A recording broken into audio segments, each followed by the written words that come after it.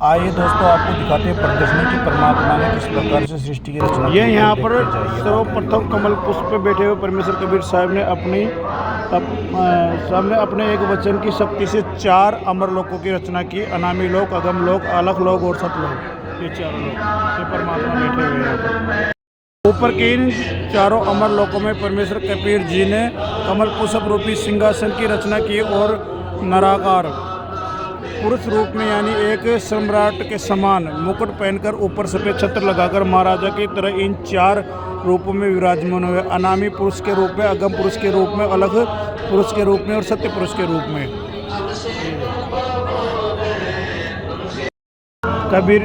परमेश्वर कबीर साहब जी ने एक वचन में सब शक्ति से सतलोक में 16 द्वीप और मानसरोवर की रचना की। 16 द्वीप बनाए यहाँ पर और ये मानसरोवर।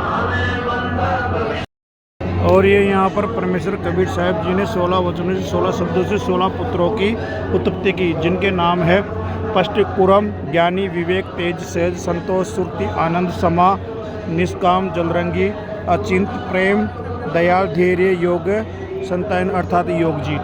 ये 16 पुत्रों की उत्पत्ति की परमात्मा ने। ये सृष्टि रचना चल रही है यहाँ पर। सर्वप्रथम में जो सृष्टि रचना की थी सतलोक के अंदर, वहाँ से परमेश्वर कबीर साहब ने अपने 16 पुत्रों में से अपने पुत्र अचिंत को सतलोक की अन्य रचना करने का आदेश दिया और शक्ति सौंप दी। ये यहाँ पर उसके बाद अचिंत जी ने अपनी सहायता के लिए अपने वचन सब शक्ति से एक पुरुष अक्षर पुरुष परब्रह्म की उत्पत्ति की। ये यहाँ से ये सारे भगवान है, ये समझ लो। जब आप सृष्टि की रचना अध्याय पढ़ोगे आपको तो ये सारे सिस्टम आपको समझ में आ जाएंगे।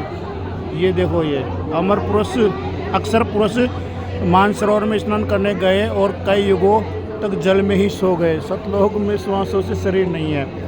अचिंत जी की प्रार्थना पर अक्षर पुरुष को जगाने के लिए परमेश्वर कबीर साहब ने मानसरोवर के अमृत जल में एक अंडा बनाया, उसे एक आत्मा प्रवेश की और अंडे को मानसरोवर जल में छोड़ दिया। ये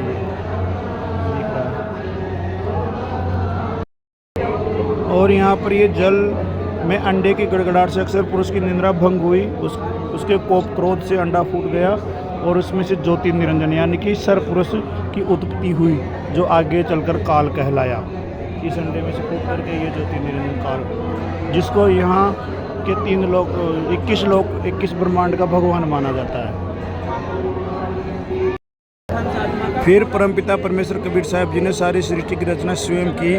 सर्व आत्माओं को अपने वचन शक्ति से अपने ही सुदर्श पुरुष रूप में उत्पन्न किया। प्रत्येक अंश आत्मा का नूरी शरीर का तेज प्रकाश 16 सूर्य जैसे मानव सुदर्श ही था, परंतु परमेश्वर के तेजपूर्ण शरीर का करोड़ों सूर्य से भी अधिक एक रोमकूप का प्रकाश है। और ये परमात्मा ने ये रचना करी यहाँ पर। स्त्री और पुरुष दोस्तों, लंबी चौड़ी कथा है। अगर आपको ये सब सृष्टि की रचना जाननी है तो आप सतगुरु रामपाल जी महाराज की लिखित ज्ञान गंगा पुस्तक पढ़ सकते हैं और जीने की राह और सतगुरु रामपाल जी महाराज की लगभग सभी किताबों के अंदर आपको सृष्टि की रचना के बारे में बता दिया जाएगा। यहाँ पर ये परमेश्वर कबीर जी के आदेश से अचिंत, अक्षर पुरुष और ज्योति निरंजन तीनों ही एक द्वीप में रहने लगे। कुछ समय के बाद ज्योति निरंजन काल ने अलग स्थान पाने के लिए एक पैर पर खड़ा होकर 70 युग तक तप किया। ये एक पैर पर खड़ा होकर के। और इधर ये परमेश्वर कबीर साहब जी ने ज्योति निरंजन की इच्छा अनुसार 70 युग तप करने के फलस्वरूप उसे 21 ब्रह्मांड दे दिए। ये 21 ब्रह्मांड है।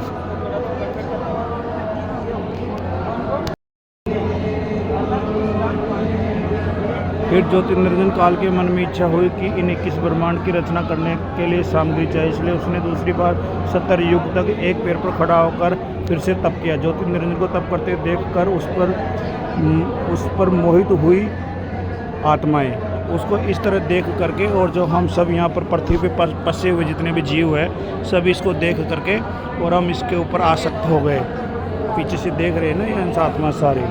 कबीर साहब जी ने ज्योति निरंजन को कहा कि उन्होंने अपने पहले पुत्र कुरम को सर्व रचना सामग्री दे रखी है, कुरम से प्रार्थना करके शिष्टाचार और विनम्र भाव से अपनी रचना की सामग्री मांग लो।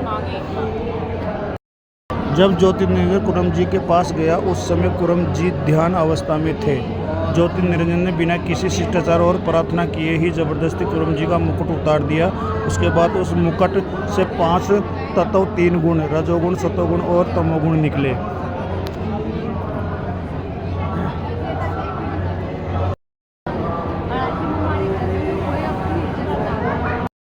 और यहाँ पर ये परमेश्वर कबीर जी ने सर्वंश आत्मा ज्योति निरंजन के पास जाने के लिए उनकी इच्छा पूछी।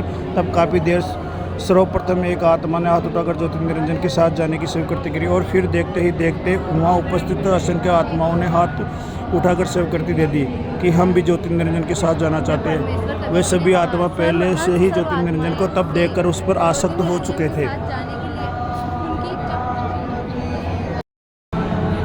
परमपिता परमेश्वर कबीर साहब जी ने सबसे पहले हाथ उठाने वाले अंश आत्मा को एक स्त्री रूप दिया। आगे जाकर वह आत्मा देवी दुर्गा जी कहलाई। ज्योति निरंजन के साथ जाने की स्वीकृति देने वाली सभी अंश आत्माओं ने अपने वचन शक्ति से उस आत्मा के अंदर सूक्ष्म रूप में डाल दिया और आशीर्वाद दिया कि आप अपने वचन शक्ति से आत्माओं को उत्पन्न कर सकती है। फिर परमपिता परमेश्वर कबीर साहब ने अपनी वचन शक्ति से सर्व आत्माओं को अपने वचन शक्ति से अपने ही सुदर्शन मनुष्य जैसा स्त्री और पुरुष रूप उत्पन्न किया। प्रत्येक अंश आत्मा के शरीर का तेज प्रकाश 16 सूर्य जैसा मानव सुदर्शन था, परंतु परमेश्वर के तेजपूर्ण शरीर का करोड़ों सूर्य से भी अधिक एक रूम का प्रकाश है। मतलब सतलोक के अंदर हमारी सब अंश आत्माओं का भी प्रकाश है, लेकिन परमात्मा के सामने तो तुच्छ है, बहुत कम है। देवी दुर्गा जी का सुंदर युवा शरीर देखकर ज्योति निरंजन काल ने प्रकृति देवी यानी कि देवी दुर्गा जी के साथ अभद्र गतिविधि करनी चाहिए। ये यहाँ पर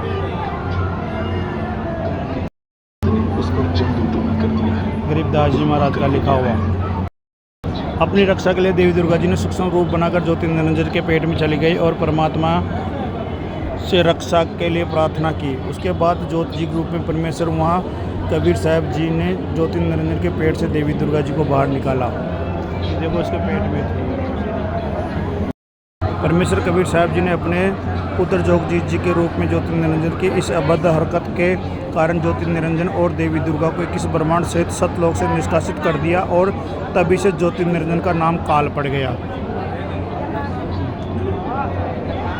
क्योंकि ये भी नीच आत्मा थी और ये जो स्त्री रूप में खड़ी हुई आत्मा ये भी नीच आत्मा थी, क्योंकि इसी ने सबसे पहले सर्वप्रथम वहाँ सतलोक से जाने की इच्छा प्रकट की थी इसके साथ में। इसलिए भुगतान भुगतने के लिए परमात्मा ने इनको वहाँ सतलोक से निकाल दिया।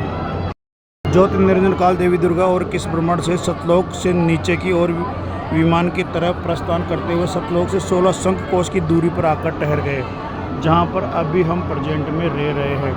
ये 16 शंख सूर्य से लेकर के ये पूरे जितने भी ब्रह्मांड है ना, 21 ब्रह्मांडों के साथ में हम आ गए। उसमें से एक ब्रह्मांड ये है हमारा पृथ्वी लोक।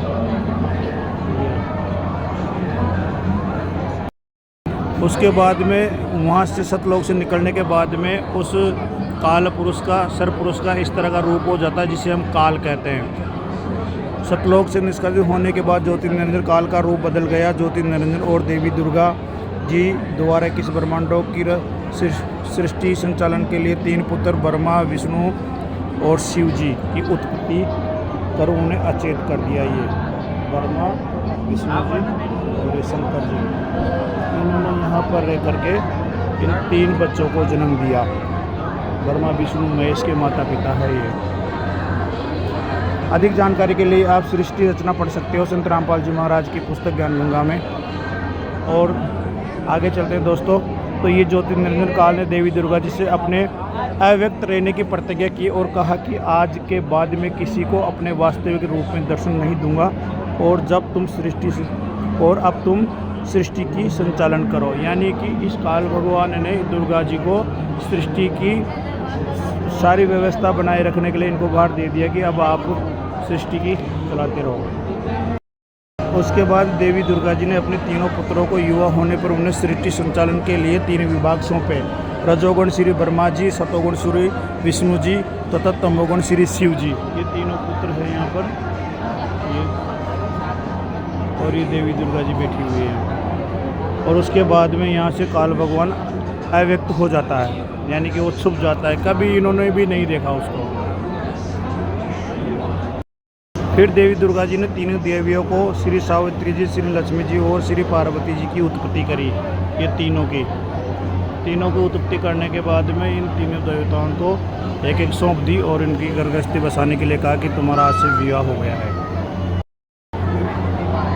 देवी दुर्गा जी ने ब्रह्मा जी को सावित्री जी और विष्णु जी को लक्ष्मी जी तथा शिव जी को पार्वती जी पत्नी रूप में प्रदान किया, अर्थात अपने तीनों पुत्रों का साधारण रीति से वचन द्वारा विवाह कर दिया और इसी प्रकार से काल के किस ब्रह्मांड की सृष्टि की रचना प्रारंभ हो जाती है। और यहीं से फिर हम सभी जीवों की उत्पत्ति जो मनुष्य रूप में है वो शुरू हो जाती है। उसके बाद में तो आपने ये इस तरह की कथाएँ बहुत सुनी है, सभी बता देंगे कि ब्रह्मा जी ने सृष्टि की रचना की है, लेकिन ऐसा नहीं है दोस्तों, रचना तो बहुत पहले से हो चुकी थी।